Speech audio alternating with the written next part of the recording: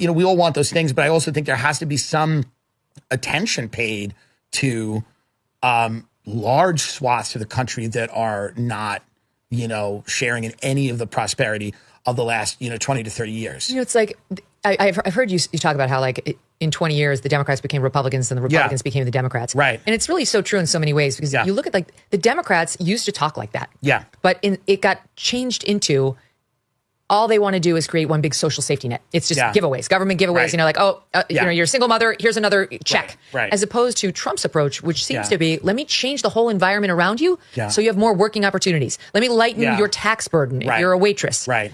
As opposed to just let me dump a bunch of free phones or goodies on you so that you'll keep voting for me. The Democratic Party was purchased by Wall Street, and Wall Street has ideas about how the way the country should function. Wall Street wants endless supply of cheap labor. They want open borders. The Koch brothers loved open borders. It was because it was an endless supply of cheap labor. It broke the back of the working class. It destroyed unions, and it provided companies with low wage labor so that their profits went up. None of those profits were shared with their workers. But they got bigger mansions at the top. They got bigger mansions at the top. And the Democratic Party became completely purchased by Wall Street. And then identity politics is then kind of manifested as a way to convince people that actually they are interested in changing things. But by changing things, they don't mean giving you healthcare. They mean giving you a trans Batman.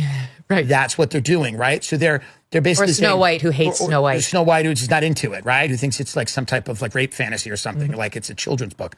But it becomes a great, there's a great quote, and it's for things to stay the same, they must change, or something of that nature. Things must change to stay the same. Yep. What the Democratic Party has become is a party that says we're going to give you a female CEO, but we're not going to give you any bit more, of a pathway to a life. Mm-hmm. So we're going to give you better feel good about the fact that there's a female CEO. You better feel good about the fact that there's progress in this very aesthetic area that doesn't matter really to your life, other than to say, well, that's nice, Yeah. But most people are concerned with the financial reality of their own family. What do you make of, as a comedian, of Trump and his comedy skills? He's the funniest politician ever.